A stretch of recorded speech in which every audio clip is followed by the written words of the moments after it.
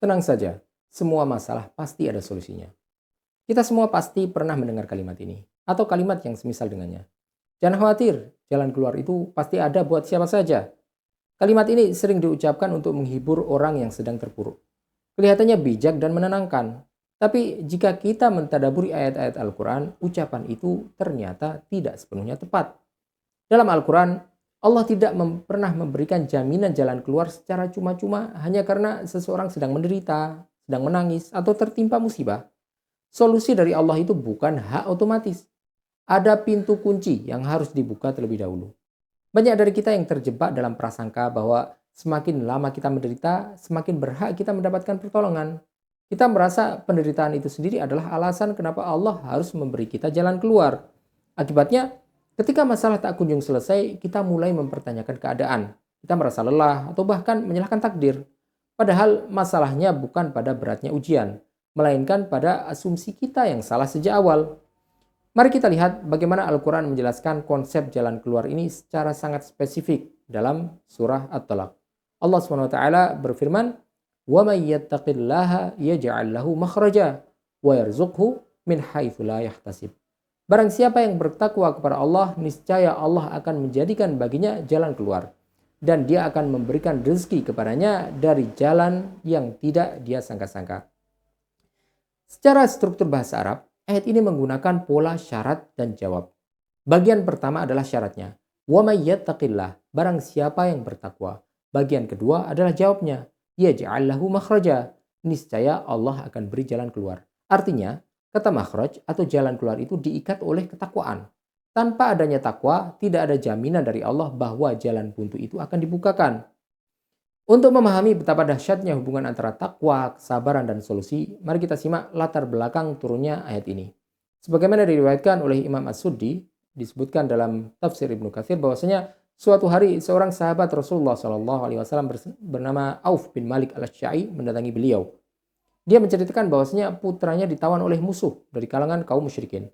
Auf mengadukan kondisinya itu. Dia merasa cemas dan dia mengadukan penderitaan hidup yang dialaminya kepada Rasulullah SAW. Apa nasihat beliau? Beliau tidak langsung memberikan solusi ajaib secara instan, melainkan memerintahkannya untuk bersabar dan bertakwa. Beliau bersabda, "Innallaha sayaj'alu laka farajan." Sesungguhnya Allah akan segera membuatkan jalan keluar bagimu.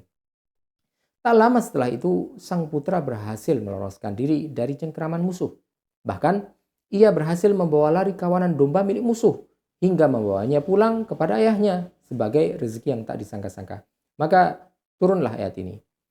Kisah ini mengajarkan bahwa janji Allah itu nyata. Tapi ia datang ketika hambanya tetap bertahan dalam takwa dan sabar di tengah himpitan. Lantas, mengapa ada orang yang merasa masalahnya makin membesar dan rezekinya makin tertutup? Jawaban Rasulullah SAW sangat jelas. Beliau bersabda, Innal abda la yuhramur rizqa bidhambi yusibu. Sesungguhnya seorang hamba itu terkadang benar-benar dihalangi rezekinya akibat perbuatan dosa yang dia lakukan. Dosa dan maksiat adalah tembok penutup jalan keluar. Ketika kita tertimpa masalah, lalu mencari jalan keluar dengan melanggar aturan Allah, kita justru sedang mengunci pintu pertolongan itu rapat-rapat. Lalu, bagaimana cara kita membuka kunci tersebut? Rasulullah SAW memberikan dua amalan utama. Yang pertama, memperbanyak istighfar. Bagaimana yang diriwayatkan bahwasanya Rasulullah SAW bersabda, "Man aktsara min al-istighfar ja'alallahu lahu min kulli hammin farajan wa min kulli dhiqin makhrajan wa razaqahu min haitsu la yahtasib." Barang siapa yang memperbanyak istighfar, niscaya Allah menjadikan untuknya jalan keluar dari setiap kesedihan, kelapangan dari setiap kesempitan, dan juga memberinya rezeki dari arah yang tidak dia sangka-sangka. Yang kedua adalah dengan cara bersandar total hanya kepada Allah. Sebagaimana juga diriwayatkan dalam sebuah hadis yang disebutkan dalam Syu'abul Iman karya Imam Al-Baihaqi, "Man inqata'a ila Allah kafahu Allahu kulla ma'unah wa razaqahu min haitsu la yahtasib wa man inqata'a ila dunya wakalahu ilaiha." Barang siapa yang memfokuskan dirinya hanya kepada Allah, maka Allah akan mencukupi seluruh perbekalannya dan kebutuhannya serta memberinya rezeki dari arah yang tidak disangka-sangka. Namun barang siapa yang memfokuskan dirinya pada dunia, maka Allah akan menyerahkan urusannya kepada dunia itu. Lalu, apa artinya ini untuk kehidupan kita sehari-hari?